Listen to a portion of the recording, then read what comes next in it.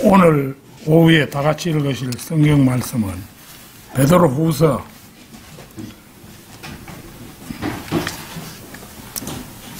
1장 19절에서 21절까지 말씀입니다.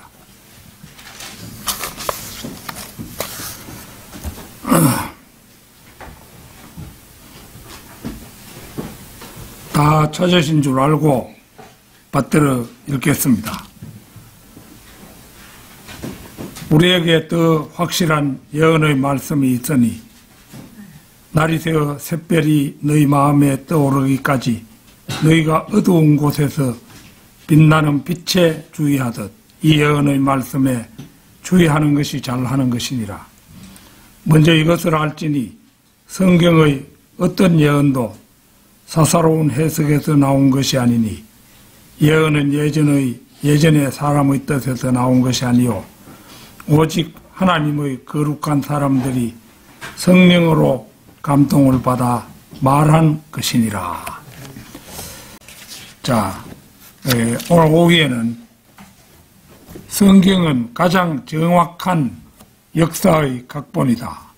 성경은 가장 정확한 역사의 각본이다. 이런 제목으로 말씀을 드리겠습니다.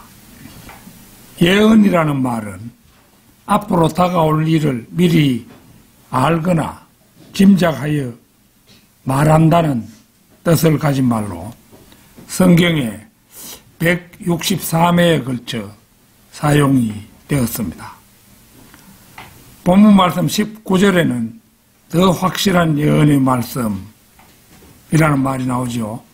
이 말은 성경을 달리 일컫는 말입니다. 그러니까 더 확실한 예언의 말씀, 이게 성경 말씀을 가리키는 거예요. 성경은 어두움을 밝히는 등불입니다. 마지막 때를 맞아 우리 성도들은 하나님의 말씀을 등불 삼아 어둠을 밝히고 있어야 합니다. 날이 새어 너희 마음에 떠오르기까지, 여기에서 날이 새어 샛별이 너희 마음에 떠오르기까지, 여기서 샛별은 영어 킹 제임스 성경에서 데이스타로 표기되어 있으며 낮의 별이라는 뜻입니다. 요한계시록 22장 16절에는 모닝 스타로 표기가 되어 있는데 아침의 별이라는 것입니다. 낮의 별 또는 아침의 별은 곧 태양이며 태양은 다름 아닌 예수 그리스도를 예표합니다. 그래서 날이 새어 샛별이 너희 마음에 떠오르기까지라는 이 말은 주 예수 그리스도께서 나타나시기까지라는 그런 의미입니다.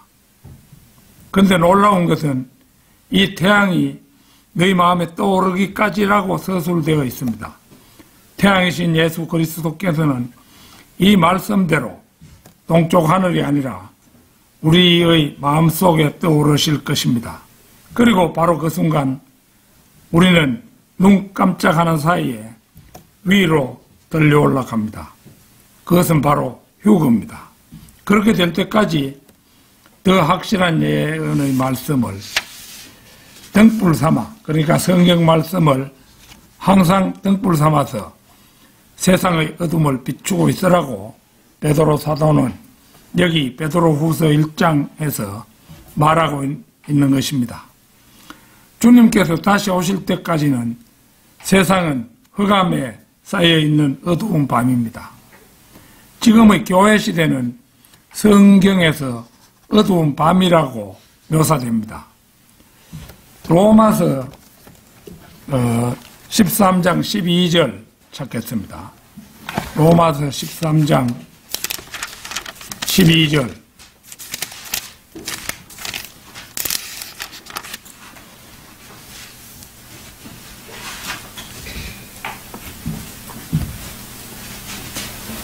밤이 많이 지났고 낮이 가까웠느니라. 그러므로 어둠의 행위를 벗어버리고 빛의 갑옷을 입자. 보는 것처럼 이 말씀은 주님의 재림이 가까워졌음을 시사합니다. 데살로니가전서 5장 2절도 잠시 찾겠습니다. 데살로니가전서 5장 2절. 이는 주의 날이 밤에 도둑같이 오리라는 것을 너희 자신이 정확히 알고 있기 때문이니라. 세상 사람들은 몰라도 이제 우리 그리스도인들은 정확히 알고 있지요. 여기서는 주님께서 재림하시는 주의 날이 임박했음을 우리 성도들이 잘 알고 있다고 서술합니다. 즉 성경대로 믿는 사람들은 임박한 주의 날을 이미 성경 말씀을 통해 숙지하고 있음을 말씀하고 있는 것입니다. 미래를 정확하게 예언하는 성경의 능력은 이 세상 모든 종류의 책들과 구별을 짓는 특징입니다.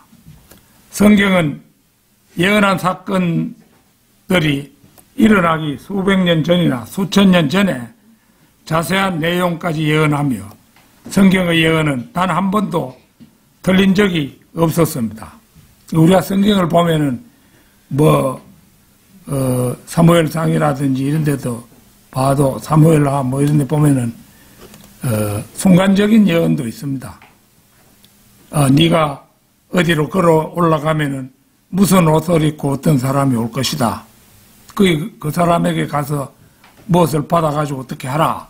이런 식의 아주 그 기간이 짧은 그런 예언도 있습니다. 그러나 우리 인류와 관계되는 예언은 수백 년 내지 수천 년도 될 수 있는 그런 것들이 있는 것이죠. 창세기에 나오는 예언 같은 거는 수천 년을 경고하는 그런 예언들이라고 할 수가 있는 것입니다. 미래를 정확하게 예언하는 성경의 능력은 이 세상 모든 종류의 책들과 구별을 짓는 특징입니다. 성경은 예언한 사건들이 일어나기 이제 수백 년 전이나 수천 년 전에 자세한 내용까지 예언하면서 성경의 예언은 단 한 번도 틀린 적이 없었습니다. 그러나 세상에서 소위 경전이라고 불리는 힌두교 경전인 샤스트라스, 프라나스, 트리피타카, 불교 경전인 화엄경, 팔정도는 깨달음과 열반으로 이끄는 올바른 8가지 길, 이런 의미인데요. 이런 거라든지 이슬람 교육, 코란 등 여러 어떤 부류의 책도 예언을 성취시키지는 못합니다. 노스트라다무스, 또 에드가 케이시, 미국의 대예언가인데요. 어느 정도 예언을 했지만 그 90% 이상은 성경 구절을 근거로 한 것이었습니다. 그러나 미리 기록된 역사인 성경은 인간의 본성이나 지성에 의해 기록된 것이 아니라 창조주이신 하나님께서 불어넣으신 영감을 받아 선지자들이 기록한 우주의 주인이신 하나님의 말씀이라는 사실입니다. 지금부터 몇 가지 예들을 들어 그 사실을 확인해 보고자 합니다. 성경은 가장 정확한 역사의 각본이다. 첫째는 예수 그리스도의 초림에 관한 예언들입니다. 이 예언들은 예수님이 태어나기 수천 년 전에서 400년 전까지 48가지가 예언이 되었습니다. 창세기 3장 15절 찾겠습니다.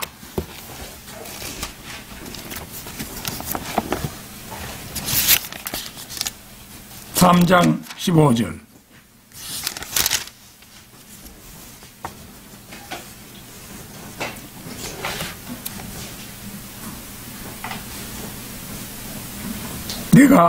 내가 너와 여자 사이에 또 네 씨와 그녀의 씨 사이에 저기를 두리니 그녀의 씨는 너희 머리를 부술 것이요 너는 그의 발꿈치를 부술 것이라 하시고, 이 구절은 흔히 원시복음으로 일컬어지는 말씀입니다.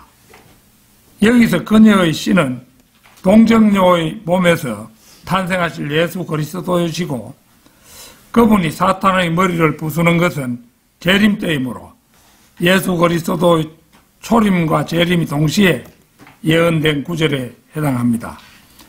창세기는 모세의 첫 번째 책으로 지금부터 약 3,500년 전에 기록된 책입니다. 스가랴 9장 9절 한번 찾겠습니다. 스가랴 9장 9절.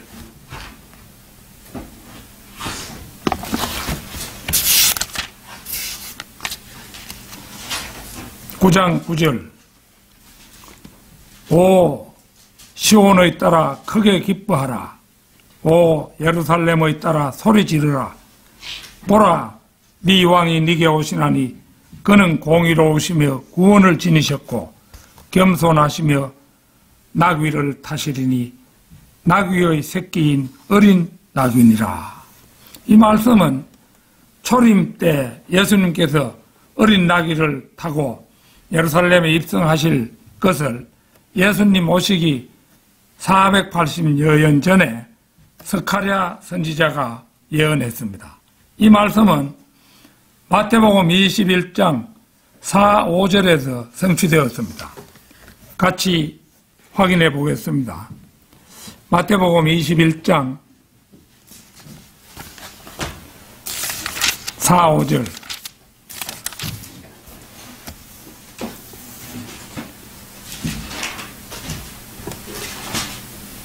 이 모든 일이 일어난 것은 선지자를 통하여 말씀하신 것이 이루어지게 하려 함이라. 말하기를 너희는 시온의 딸에게 말하라. 보라 너희 왕이 네게 오시나니 그는 온유하여 나귀 곧 나귀 새끼인 어린 소나기 위에 타셨도다 하였더라.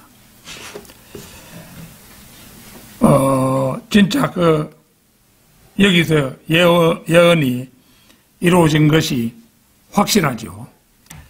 자, 미카 5장 2절도 찾겠습니다. 미카 5장 2절.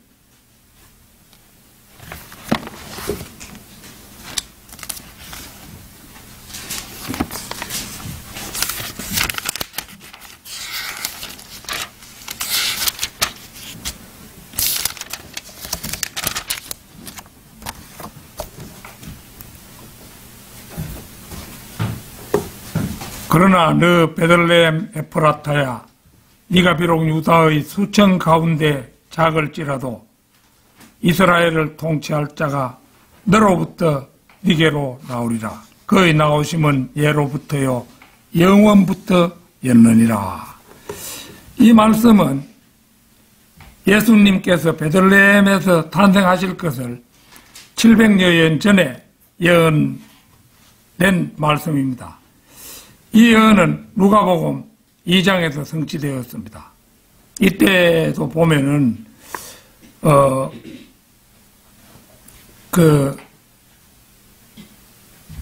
다른 이 예수님의 명목상 부모 때는 이제 어머니는 진짜입니다만은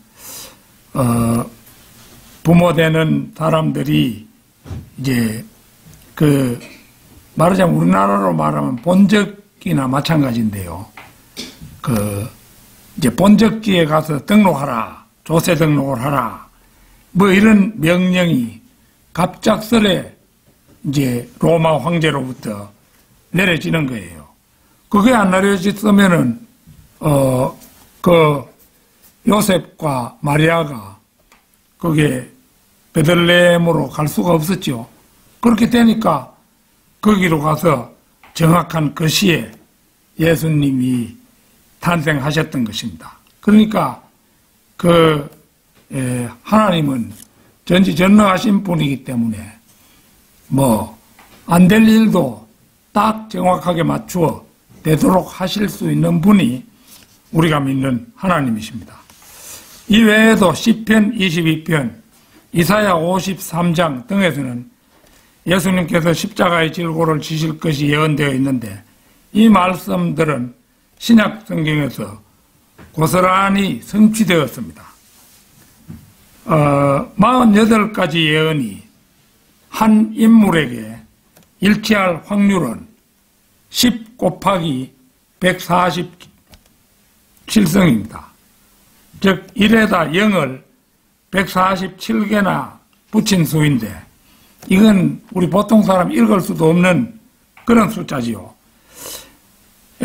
이 숫자는 우주 안에 존재하는 모든 전자들의 수보다도 더 큰 수라고 할 수 있습니다.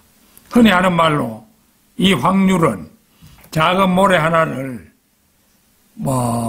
우리나라 어떤 해변에서 작은 모래 하나를 선택해 가지고 부산 해운대 그 백사장으로 가가지고 5m 깊이로 땅을 파고 그 작은 모래 하나를 집어넣어 가지고 그 모래 하나를 다시 찾아낼 확률과 같다. 그렇게 말합니다. 그러니까 그 확률상으로는 말로도 그게 실제 일어날 확률은 거의 없는 거예요. 그런데 불가능의 그 확률을 뚫고 예수 그리스도께서 출생하신 것입니다. 자, 성경은 가장 정확한 역사의 각본이다. 둘째는 자동차와 탱크에 관한 예언입니다. 먼저 자동차입니다. 오늘날 사람들은 자동차의 발명으로 반경 100마일 이내의 거리는 어떤 곳이라도 하루 동안에 여행할 수 있게 되었습니다. 20세기 이전에는 사람들이 학문 연구나 휴양 그리고 사업상의 이유로 여행할 수 있는 자유가 그리 풍성하지 못했습니다. 다니엘 12장 4절 한번 찾겠습니다. 다니엘 12장 4절.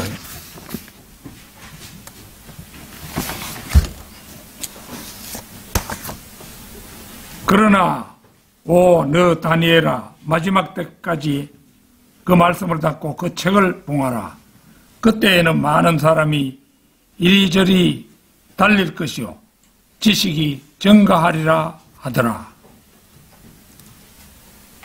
이것은 지금부터 약 2500년 전의 예언입니다. 자동차의 발명 없이는 다니엘서의 이 내용이 결코 성취되지 못할 것입니다. 아닌 게 아니라 오늘날 사람들은 자동차를 타고 이리저리 자신이 가고 싶은 곳은 어디든 달릴 수 있게 된 것입니다. 다음은 병거, 곧 탱크입니다. 2700여 년 전에 나온 그 나훔 선지자는 메시아가 재림하여 그의 왕국을 지상에 세우게 될 시기에 관한 환상을 보았습니다. 나훔 2장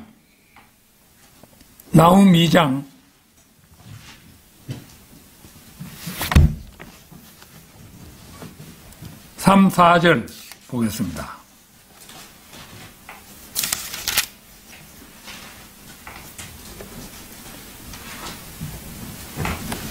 그의 용사들의 방패가 붉게 되었고 용사들은 주홍색이 되었으며 병거에게 탱크죠. 그의 예비의 날에 불타는 횃불과 함께 있을 것이며 전나무들은 몹시 흔들릴 것이라. 병거들은 거리에서 사납게 달리며 넓은 길에서 이리저리 헤치며 가리라. 그들은 횃불같이 보일 것이요 그들은 번개같이 달리리라. 여기에서 말하는 예비의 날은 예수 그리스도께서 재림하시기 전에 준비하시는 것을 말합니다. 오늘날 사람들이 몰고 다니는 자동차는 실로 밤에는 횃불이 출렁이는 것처럼 보일 것입니다. 자동차들이 고속도로에서 서로 앞다투어 질주할 때면 번갯불이 번쩍이는 것처럼 보입니다. 스가랴 14장과 요한계시록 16장에는 열방의 군사들이 아마겟돈에 모여 전쟁을 예비할 것이라고 기록하고 있고, 에스겔 38장 39장에는 하나님께서 곡이라고 불리는 러시아의 아가리에 갈고리를 꿰어 북쪽에서 끌어내린다고 예언을 해놓으셨습니다. 지금 이미 러시아가 아마겟돈 근처 시리아에 공군 부대를 주둔시키고 있으면 우리가 목도하고 있는 현실입니다. 이제 지금 우크라이나에서 전쟁이 계속되고 있는데 이 러시아가 궁지에 몰리고 있죠. 아마겟돈 전쟁, 이거는 내가 생각컨대는 이 지금 러시아가 그 우크라이나 외에 다른 지역에까지 가서 침략을 하고 이런 거는 이미 힘이 없어요. 무기 같은 거 이런 것도 바닥나고 이래 또 자원도 없고 이래가지고 굉장히 어려움에 처하고 있는데, 지금 푸틴이 자기의 권좌에서 물러나고 나서 어떤 새로운 독재자가 들어설 것이고, 이 러시아 같은 곳에는 옛날 그 황제가 다스리던 때부터 지금까지 민주주의를 겪어보지 못했어요. 그러니까 그런 나라다 보니까 거기에 민주국가가 들어서리라고 못 보죠. 민주국가도 이게 피를 많이 흘려야 민주국가가 들어설 수 있어요. 그러니까 그 푸틴이 실각하고 난 다음에 독재국가가 들어서서 아마 침략에 내려오지 않겠는가, 이런 것으로 보여집니다. 성경은 가장 정확한 역사의 각본이다. 셋째는 비행기에 관한 예언입니다. 제1차 세계대전 당시에 영국의 알렌비 장군은 성경의 유적지인 예루살렘을 파괴시키기를 꺼려했습니다. 그때 알렌비 장군은 이사야 31장 4, 5절을 읽었던 것으로 후일 알려졌습니다. 한번 찾아보겠습니다.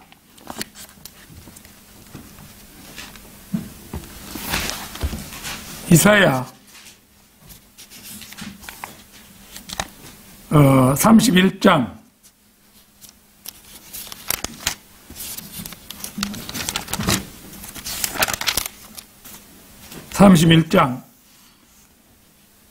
4, 5절입니다. 주께서 내게 이같이 말씀하셨느니라. 마치 사자 곧 젊은 사자가 먹이를 넣고 오르렁거릴 때 목자의 무리가 그를 대적하여 불려와도 사자가 그들의 목소리를 두려워하지 않고 그들의 떠드는 소리에 굴하지도 않는 것처럼 이와 같이 만군의 주도 시온산과 그 언덕을 위해 싸우려고 내려오시리라. 새가 나는 것 같이 만군의 주도 그렇게 예루살렘을 보호하실 것이라. 보호하면서 그것을 구해주실 것이며 건너와서 그것을 지키시리라.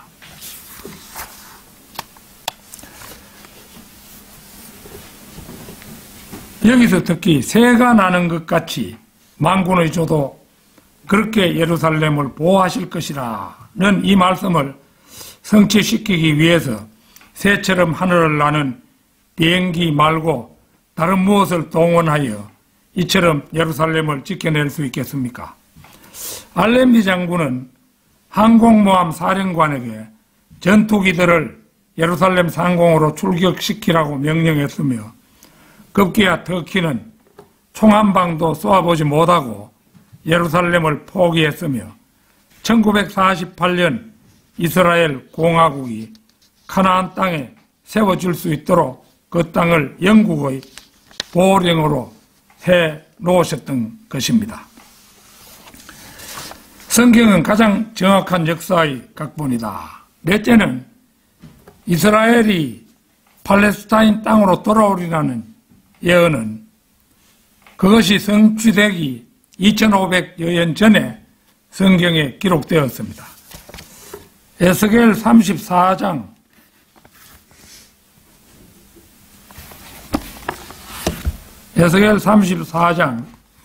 13절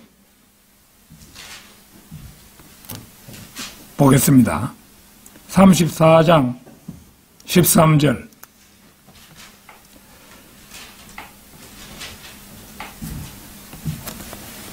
내가 그들을 그 백성들로부터 데리고 나오고 나라들로부터 그들을 모아서 그들의 본토로 데려와서 강가에 있는 이스라엘의 산들 위에서와 그 나라의 사람이 사는 모든 곳에서 그들을 먹이리라.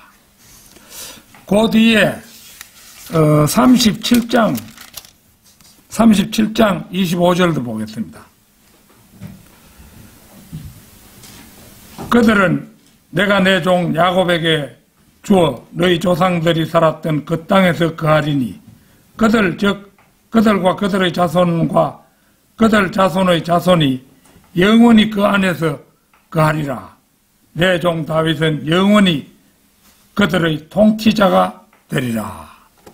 이 일련의 말씀들은 하나님께서 이스라엘 민족을 자신들의 옛 땅으로 돌아오게 하셔서 그 땅에 살게 하신다는 예언입니다. 이스라엘 민족은 북왕국 이스라엘이 BC 772년 아시리아에, 남왕국 유다가 BC 586년에 바빌론의 느부갓네살에 각각 망한 후 유다 왕국 전 민족이 사로잡혀 갔으나 BC 538년에 유다 백성들만은 42,360명이 페르시아 제국 코레스 왕의 칙령에 의해 돌아와 살게 됩니다. 로마 제국 시대에 여러 번 반란이 일어나자 AD 132년경 로마는 유대인들을 팔레스타인 땅에서 추방하여 1900년 가까운 긴 세월을 세계 각지로 흩어져 유랑하게 만들었습니다. 그러던 중 스페인에서는 50만 명의 유대인이 학살당하기도 했고 나치 독일에서는 600만 명의 유대인들이 학살당하기도 했습니다. 그런데 하나님께서는 성경의 예언 그대로 마치 기적과도 같이 그 민족을 돌아오게 하시고 급기야 1948년에는 이스라엘 공화국이 성립하여 오늘에 이르고 있으면 웬만큼 세계사에 상식이 있는 사람들은 다 알고 있는 사실입니다. 이 세상 어떤 민족도 자신들의 고유한 종교, 관습, 언어, 경전 등을 그것도 나라를 잃어버린 상태에서 1900여 년 동안이나 그대로 계승하여 온 민족은 전부 후무합니다.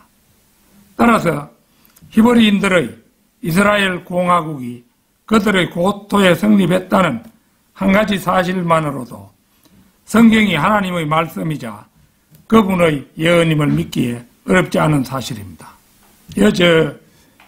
지금 아프리카 에티오피아에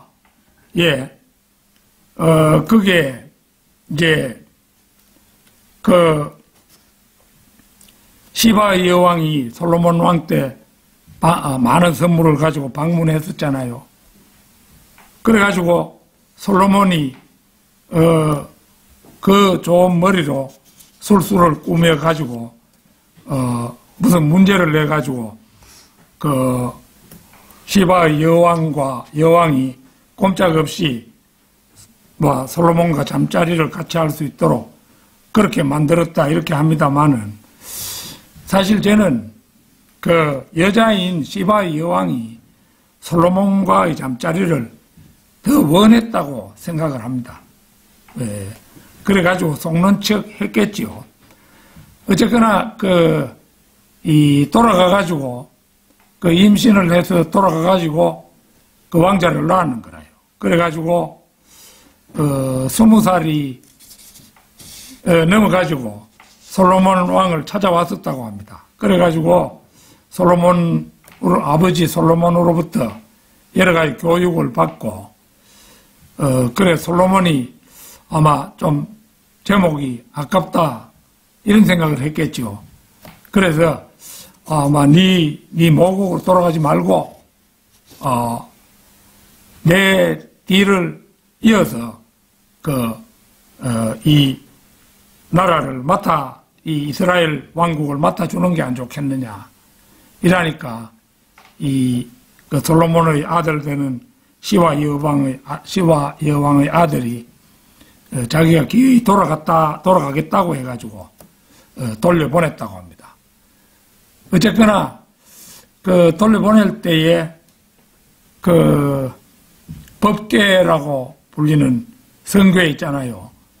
그거를 언약궤라고도 부르고 하는 그런 것인데 그거를 보내고 그 다음에 수많은 사람을 딸려보냈다고 해요. 그게 이제 에티오피아에 거주하는 유태인의 조상이 되었던 거죠. 그래가지고 3000여 년이 흐르고 보니까 이스라엘에서 떠날 때는 셈족이었지만은 거기서 3000년간 살고 보니까 완전히 흑인으로 변해버렸어요. 그래가지고 이스라엘 랍비들이 에티오피아에 흑인을 갖다가 자기 민족으로 하기도 그렇다 싶어가지고 이제 랍비들을 그곳에 보내가지고 결국은 여러 가지를 살펴보았는 거예요. 살펴보니까 무슨 절기를 지키는 것이라든지 관습, 언어 이런 것이 자기들의 민족임이 분명하다고 그렇게 이제 랍비들이 판단을 내린 겁니다. 그래가지고 이스라엘에서 에티오피아에 많은 선물 같은 걸 주고 무기 같은 거 이런 게 이스라엘은 발전했으니까 좋은 선물이 되겠죠. 그런 걸 많이 넘겨주고 이스라엘 정부의 동의를 얻어가지고 검은 유태인들을 운반했는 거라요. 운반했는데 이 검은 유태인들이 문명의 혜택을 전혀 받지 못하다가 이스라엘에 와서 아파트 한 채를 받고 이래 놓으니까 이제 수세식 변소 이런 것도 나오고 하는데 이게 처음에 오니까 수세식 이런 것도 사용을 못 하는 거예요. 그러니까 이제 그거는 이제 소변 대변 보는 데만 사용하는 건데 세수 양치질 이런 것도 그 물로 막 하고 처음에 와가지고 그래서 그들을 개화 계몽시키는데 이스라엘 정부에서 혼이 났다 이런 얘기가 전하고 있습니다. 그래서 어쨌거나 이스라엘 사람들은 자기 민족이 세계 어느 곳에서라도 있으면 데리고 오려고 애를 쓰는 민족이 그들 민족이에요. 그래가지고 지금 이제 이스라엘에 가면은 전혀 흑인들이 거기에 있는 거예요. 그게 바로 에티오피아에서 온 검은 유태인들에 해당하는 겁니다. 성경은 가장 정확한 역사의 각본이다. 다섯째는 국제연합에 관한 예언입니다. 1920년 창설된 국제연합에 이어 1945년에는 국제연맹에 이어서, 국제연맹이 이게 먼저 생겨났죠. 1945년에는 세계 평화를 갈망하는 국가들이 모여 국제연합을 창설하였습니다. 시편 2편 1절에서 4절을 한번 보겠습니다.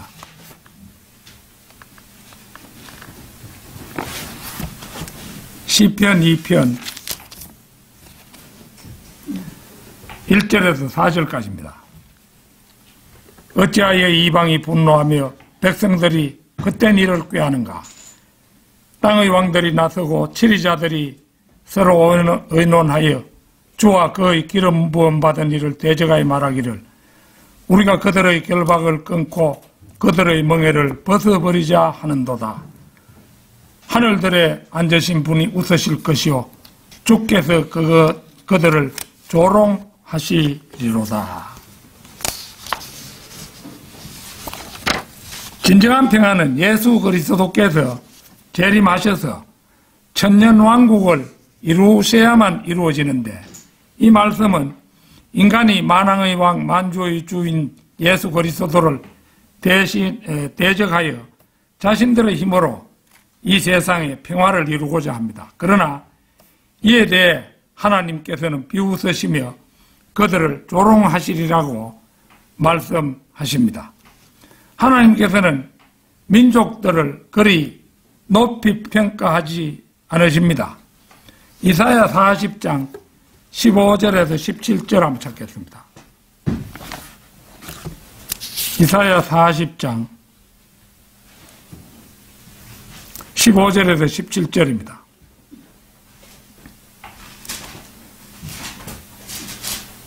보라, 민족들은 통 속에 한 방울 물 같고, 통 속에 한 방울 물 같고, 이거 우리 어법으로는 좀 틀리지요. 요게 바로 되자면은 통 속의 이래 돼야 되겠지요.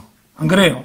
통 속의 한 방울 물 같고 요래 해야 되는데 통 속에 무슨 나의 살던 고향은 이걸 노래할 때 나의 살던 고향은 이렇게 하듯이 지금 그래 해놨는데 실제 이거 어법적으로는 틀린 것이죠.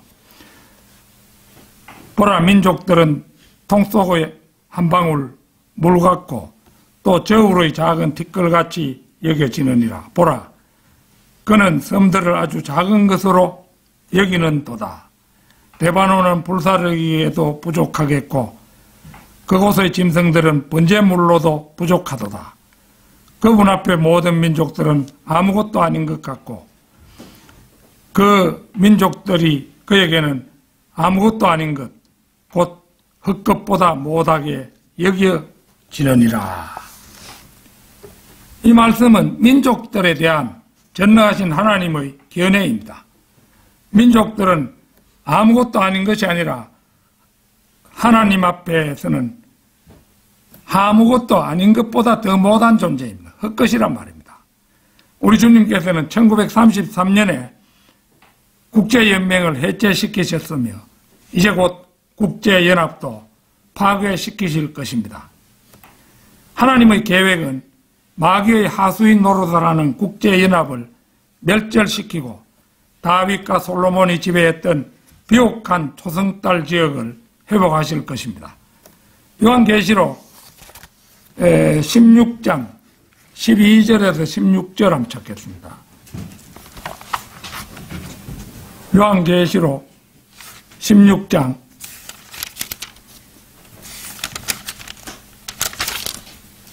12절에서 16절입니다.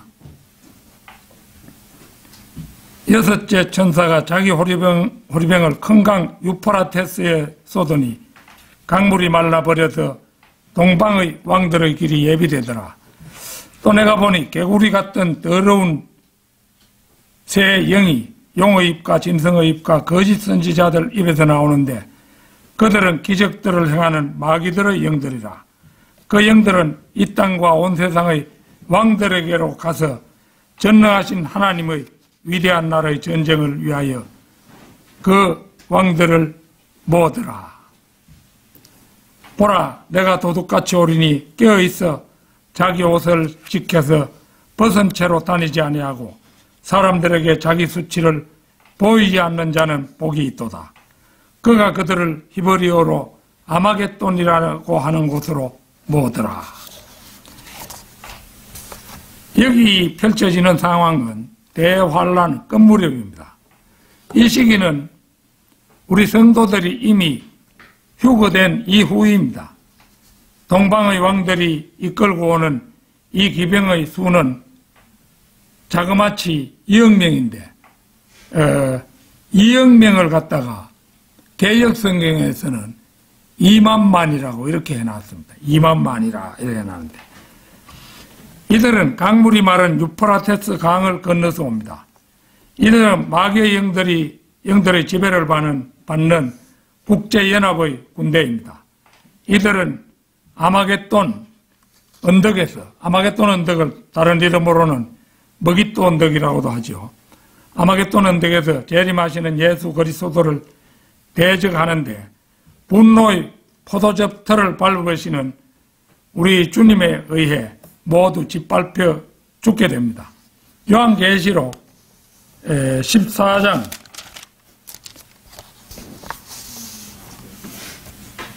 18절에서 20절 보겠습니다.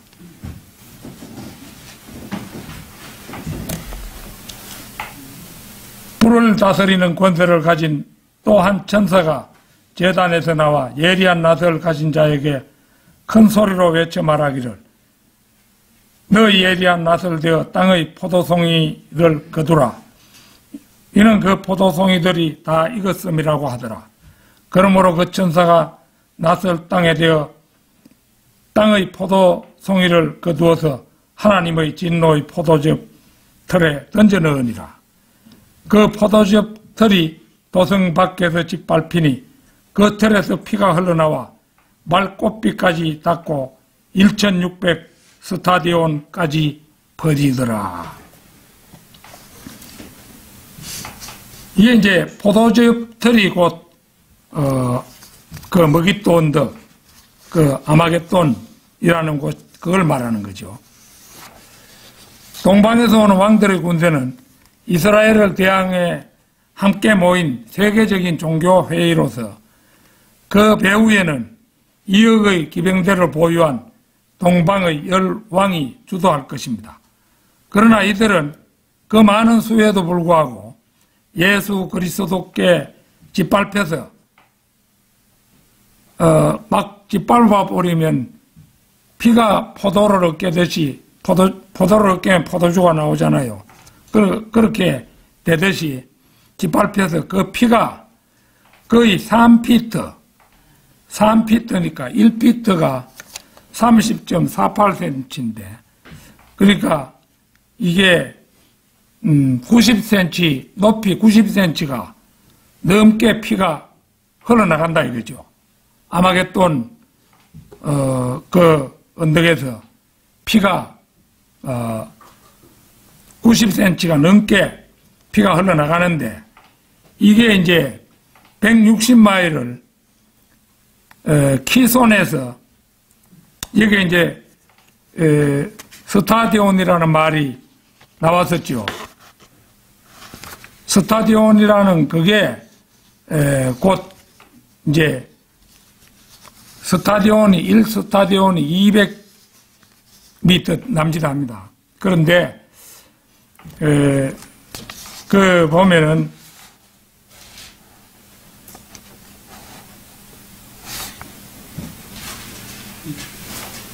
1600 스타디온 200m 곱하기 1600 하면은 그 거리가 나오죠. 그래서 그게 160마일이라 이겁니다. 그러니까 키손에서 요단강까지 그 피가 흘러간다는 거죠. 그 광경을 우리는 보지 못합니다. 우리는 이미 떠나고 없으니까. 말들의 꽃비와 말탄 사람의 발이 온통 피에 잠기게 될 것입니다. 이것이 바로 아마겟돈 전쟁의 참혹한 광경입니다. 결론적으로 킹 제임스 성경은 긴 역사를 관통하는 가장 정확한 각본입니다. 물론 선지자들이 66권을 기록했지만 원작자는 모두 하나님과 성령님이십니다. 이사야 34장 16절 한번 찾겠습니다. 이사야 34장 16절.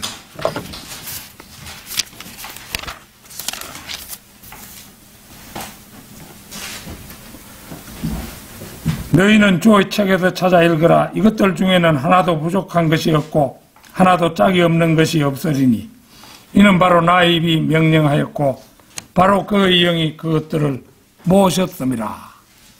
40여 명의 사람들이 각기 다른 시대 각기 다른 곳에서 기록했지만 말씀이 짝이 있고 일치하는 것은 하나님의 입이 명령하였고 성령님이 그것들을 집대성했기 때문입니다. 세상 사람들은 이게 지역도 시대도 다른 곳에서 각각 기록했다 이러면 에이 그럴 리가 함께 모여서 말을 입을 맞췄겠지 뭐 이런 식으로 해석하고 말겠지요. 더 확실한 예언의 말씀이란 은사주의 그건 조금 이따 얘기하고요. 그래서 그 사람들이 하나님의 그 성령에 감동된 그 하나님의 종들이 그 말씀을 시대와 각기 그 공간적으로 다른 곳에서 말씀을 집대성했다는 거죠. 그런데 그걸 이제 성령님이 종합해서 한 권의 책으로 모으셨다 이겁니다. 지금 우리 손에 들려진 성경 말씀은 우리가 어두운 밤인 교회 시대를 해책할 등불입니다. 그래서 날마다 성경을 읽고 더 확실한 예언의 말씀으로 이 시대의 어둠을 밝히고 있지 않다면 그것은 아주 잘못하고 있다는 것입니다. 더 확실한 예언의 말씀이 성경 말씀인데 이걸 두고 다른 것을 기웃대면은 그건 크게 잘못된 것이죠. 잠언 4장 18절 19절 끝으로 찾겠습니다. 잠언 4장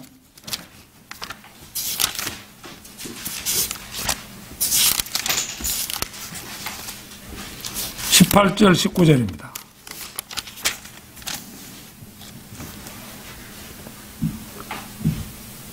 그러나 의인의 길은 빛나는 빛같이 점점 더 빛나 완전한 날에 이르거니와 악인의 길은 암흑과 같아서 사람이 무엇에 걸려 넘어지는지도 알지 못하느니라. 그러니까 이제 악인은 여기 악이니까 무슨 강도나 되는 이런 사람이 악인인가 하겠지만 믿지도 않고 구원받지 못한 사람은 전부 악인들이죠. 이 악인들은 세상을 구원받지 못한 채로 살다가 어느 날 갑작스레 사고로 죽기도 하고 병으로 죽기도 하고 그래 죽으면은 언제 걸려 넘어지는 줄도 모르게 지옥으로 가고 말죠. 우리는 이 주의 날이 언제 올 것인가를 예상하면서 딱 마음에 대비하며 이 시대를 살아가고 있죠. 그런데 악인들은 그렇지 않습니다. 되는 대로 사는 거죠. 그리고 어떤 사람은 알코올 중독이 되어서 하루라도 술을 안 마시면 안 되고 또 마약 중독이 된 사람은 하루라도 마약을 사용 안 하면 안 되고 얼마 전에 전두환 대통령의 손자가 미국에서 마약을 복용하고 광란을 부리다가 지는 전두환 대통령이 다스리던 시절에 상황도 옳게 알지도 못하면서 그 좌파들의 얘기만 듣고 저 할아버지가 크게 잘못했는가 싶어서 내가 광주에 가서 사과하겠다 이렇게 해가지고 마침내 귀국해가지고 그거 가서 사과하고 이러는 추태를 벌였습니다. 그 동영상 찍어놓은 그게 댓글 달리는 것을 내가 한번 보니까 이거 아주 그 할아버지가 얼마나 한국의 정치를 그래도 잘했고 그때 사람들이 살기에 아무 불편함도 없었다. 그 훌륭한 할아버지에게 저런 손자가 있다니 도대체 지금 돌연변이냐 뭐냐 이렇게 하는 그런 댓글들이 무수하게 달린 것을 보았습니다.